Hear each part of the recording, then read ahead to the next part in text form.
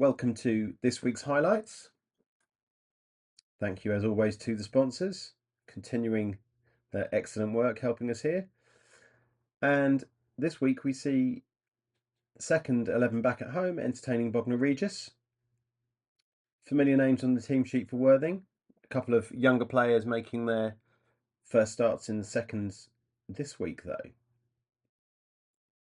Worthing won the toss, looking at a sunny but slightly breezy manner, elected to have a bat, with Chandler and Gransalt opening the batting.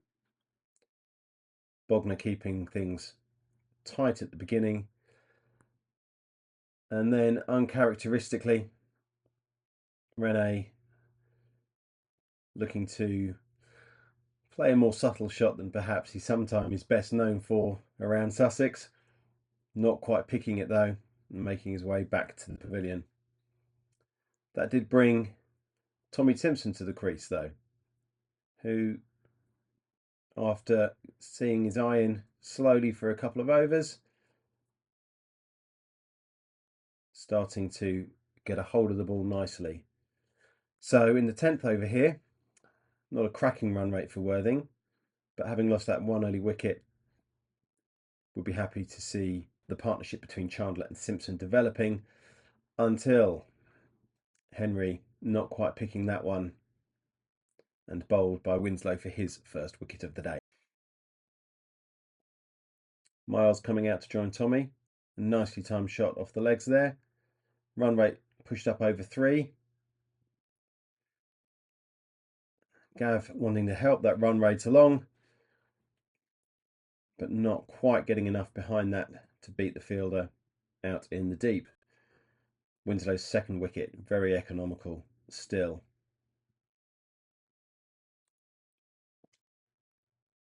Forster with the same idea, coming out looking to push that run rate up.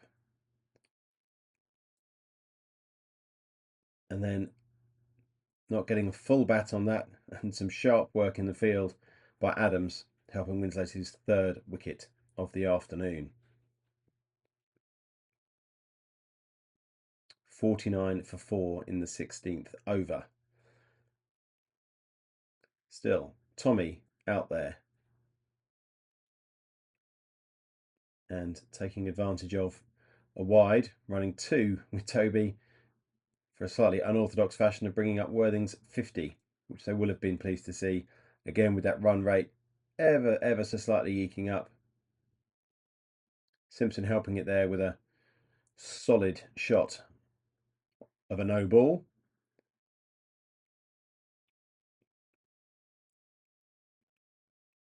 And another good piece of power sending the ball to the boundary.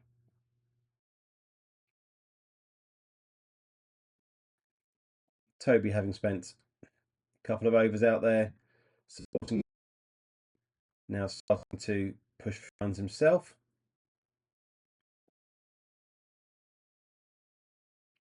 Tommy becoming increasingly aggressive coming down the track there. And then really getting hold of that one. Nice big 6 over the leg side boundary. Run rate starting to push up towards 7 as we're a little bit over halfway. And that shot actually bringing up Tommy's 50 for the day. Then Toby, perhaps slightly caught in two minds what to do there, and not really making a definitive action, being caught leg before. Then Bond chipping one back to the bowler. So from what looked to be a slightly strengthening position, Worthing slipped to 101 for 6 after 25 of the 40 overs. Simpson still batting well, however, continuing to push runs off the balls that they can do.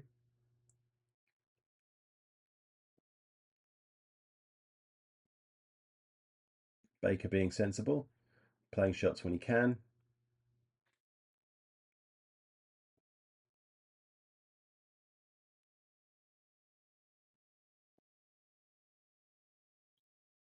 Some more lovely shot play from Tommy, the mainstay of the Worthing innings so far. As you can see from the figures there in that over, waiting for the ball to be hit, taking the boundaries where they are, being sensible, looking after those wickets with still 10 overs to play. Nice shot down the ground, picking up another 4. Then Tommy looking for another big hit. Unlucky to not quite clear the boundary on that occasion, and a well taken catch in the deep, sending him back to the pavilion with a hard fought 69.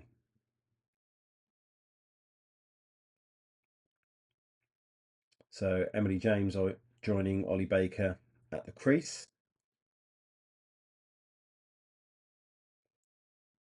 Unfortunately, not picking one which definitely stayed a little longer than others, and she is bowled for 1.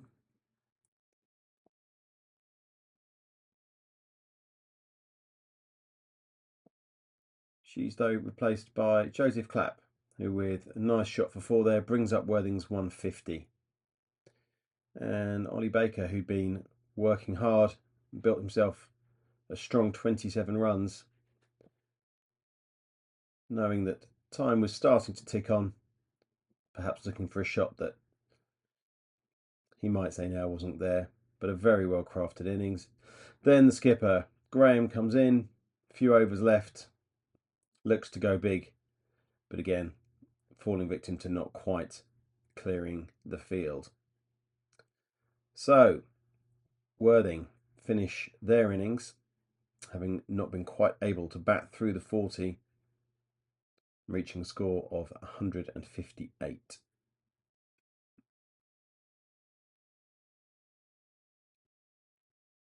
Tommy's batting there, definitely the pick of the day for Worthing. Great contribution from Ollie Baker though. Winslow's 3 wickets for only 15 runs. The bowling highlight, great contributions from all of the Bognor bowlers though. So Bognor come out to bat knowing it's not a huge total to look for. Joseph Clapp opening the bowling. And Maskell clearly in no mood to wait patiently to try and look at that total, but hitting out hard against decent deliveries, to be fair. Emily James coming down from the top end, again falling victim to Maskell's desire to hit out hard and score quickly. Both the opening bowlers though definitely came back well at the bats. And in the 7th over, Joseph getting his rewards, bringing one back in at Broad, taking Worthing's first wicket of the day. Bognor 35 for 1 in the 7th. Then in the 10th over, Bognor bringing up their 50.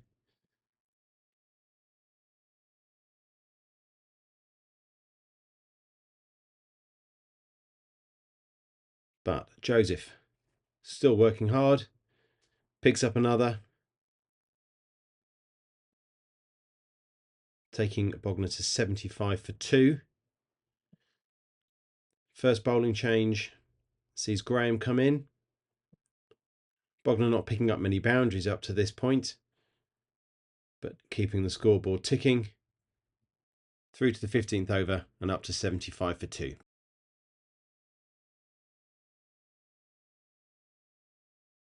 Maskell still working away at over a run a ball, bringing up his 50 in the 17th over. Perhaps not exactly the shot he intended off Graham, but they all count. Then Ollie Baker, who'd made a strong contribution with the bat, brought in to bowl from the top end.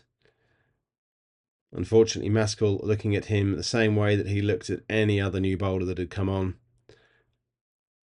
and simply deciding to hit the ball as hard as he can, look for gaps in the field and find them.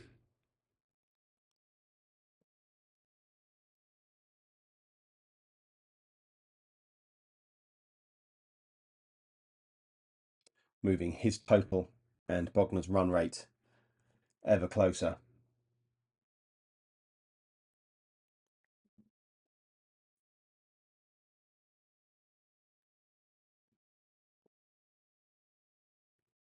And Simpson, the standout batsman for Worthing, being pressed into bowling action as well, whilst Graham keeps plugging away from the pavilion end, looking at the runs to win and balls remaining though. Bognor must have been feeling that it was simply a matter of time, particularly with Maskell now seeing the ball very well with a rapid 89 from 66 balls there. And perhaps showing there that riding their luck was part of their day before bringing up the 100 partnership.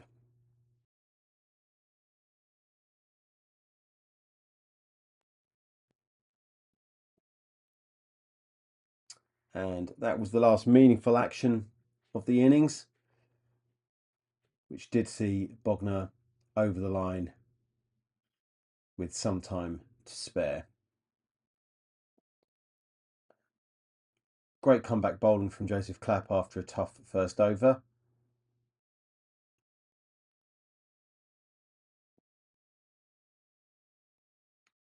And unfortunately, that does see Bognor winning by 8 wickets. So, win or lose, we will be bringing you every game that we can fly from the Manor.